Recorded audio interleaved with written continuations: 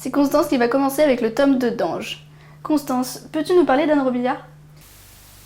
C'est Anne Robillard, l'auteure francophone d'Heroic Fantasy la plus lue, qui nous présente cette nouvelle saga. Elle a déjà été l'auteure d'une série à succès, Les Chevaliers d'Émeraude, qui sont au nombre de 12. Les 2 premiers tomes de la série Les Héritiers d'Enkidu sont également parus au Canada. La série Ange comprendra 10 tomes. 8 sont déjà parus au Canada, alors qu'en France, il n'y en a que 2. Et que se passe-t-il dans ce livre ? La base de Montréal de l'Ange, agence nationale de la gestion de l'étrange, accueille une nouvelle agente, Cindy Bloom.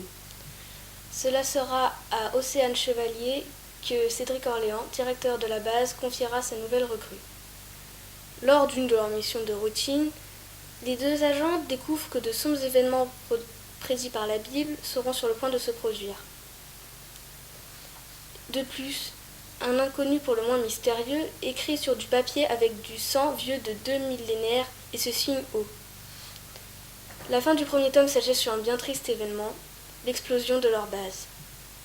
Le 2e tome débute sur l'arrivée de Océane, Yannick, Vincent et Cindy, donc les 2 garçons étant les collègues de nos agentes, à la base d'Alert Bay pour qu'ils reçoivent leurs nouvelles affectations. Cindy et Océane seront envoyés à Toronto, Yannick à Jérusalem et Vincent, lui, restera sur place. Quant à Cédric, soupçonné d'avoir fait exploser sa propre base, il sera envoyé à la base Arctique 3, une base située en Antarctique où il sera seul. Après avoir fait quelques recherches sur le sujet, Océane et Cindy découvrent que la théorie de Vincent concernant l'existence de reptiliens est vraie et qu'il y en a même au sein de l'Ange. Il va falloir alors déterminer qui sont les amis et les ennemis. Et qu'en as-tu pensé ? Moi, j'ai pensé que ce livre était très intéressant et qu'il nous faisait penser à la face cachée de notre monde, avec l'univers des espions et des agents secrets et le monde inconnu des extraterrestres. On est plongé du début à la fin dans l'action. L'histoire est pleine de rebondissements, comme par exemple quand la base de Montréal explose. Les agents de l'Ange sont des chevaliers d'émeraude modernes. On retrouve des caractères de plusieurs chevaliers de sa première série dans les personnages de l'Ange. Le fait que dans le livre, les reptiliens sont à la tête du gouvernement nous fait réfléchir et nous pousse à comparer à ceux du monde réel. Il y a plusieurs aussi histoires d'amour dans l'histoire, donc Cindy et Ocellus et Yannick et Océane. Mais ces derniers vivent un amour impossible et plutôt que de se voir en cachette comme ils le faisaient dans le passé, hop, 2e rebondissement, Océane change de partenaire avec un agent du Vatican avec lequel elle fera de nombreuses découvertes. Je conseille vivement ce livre aux amateurs d'espionnage et de fantastique et surtout aux fans d'Anne Robillard. Je vais donner la parole à Naomi, elle va vous présenter 17 lunes. Alors Naomi, peux-tu nous en dire plus sur Camille Garcia et Margaret Stoll ? Eh bien, après le succès de 16 lunes, le 2e volume de la saga est paru le 17 novembre dans la célèbre collection Black Moon. Camille Garcia et Margaret Stoll nous illuminent avec la suite 17 lunes. Il s'agit donc de leur première série commune qui s'oriente vers le fantastique, s'inspirant de la magie et de la sorcellerie. Peux-tu nous en dire plus sur ce livre ? Dans le premier tome, une surprise arrive. À la 16e lune de Lena, elle n'est pas appelée. Ténèbres ou lumière, la question est sur la bouche de tous ses proches. Élue, elle devra donc s'appeler elle-même. Mais que faire puisqu'elle fait du mal autour d'elle ? Ethan, lui, narrateur et son petit ami, se découvre n'être ni mortel ni enchanteur, mais pilote. Il devra donc aider Lena à faire son choix.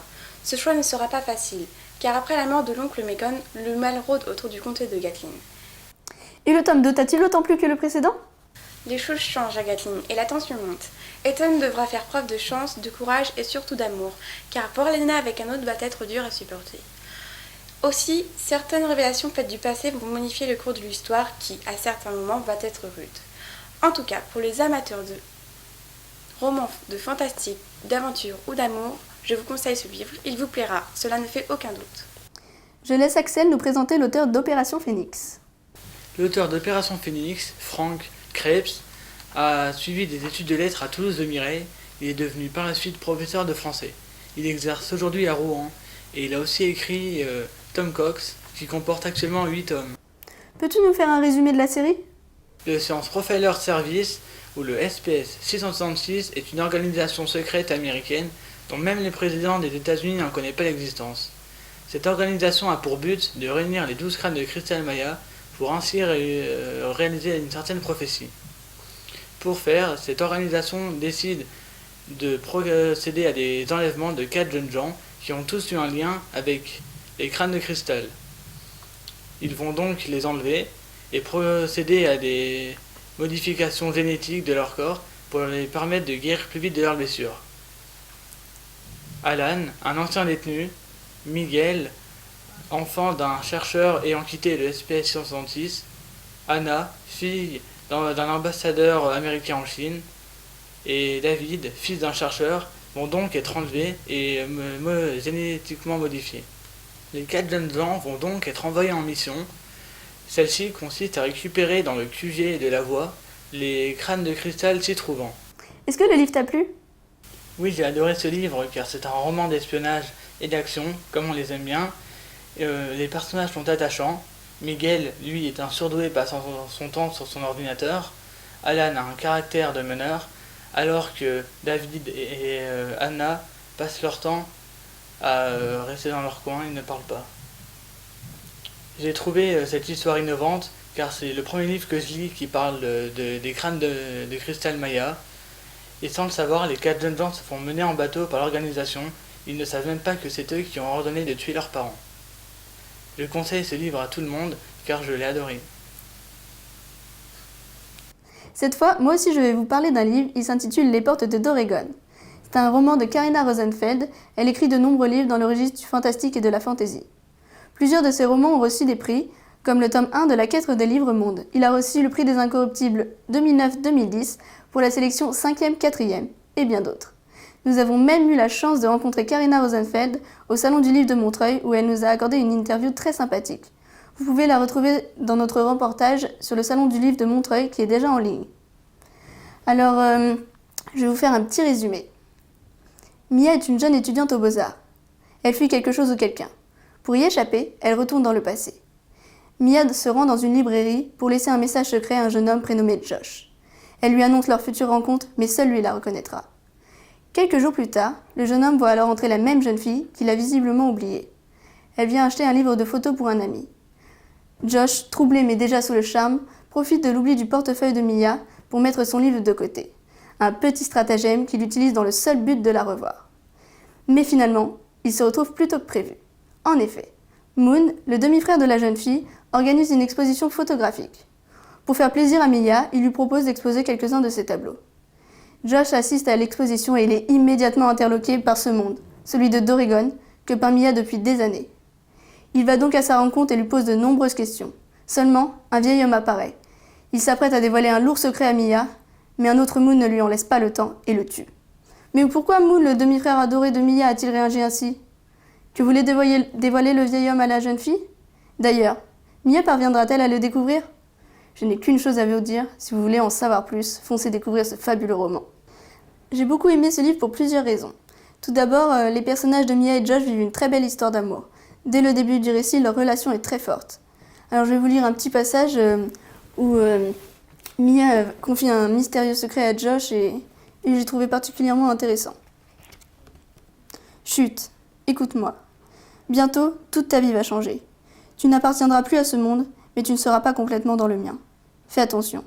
L'histoire se modifie déjà et je ne sais pas encore comment l'avenir, mon passé et mon présent vont changer. Je t'aime, ici, ailleurs et pour toujours. Puis elle disparut. Pouf. Alors, Karina Rosenfeld a inventé un monde particulièrement fascinant et vraiment très original. C'est une vraie force dans ce livre.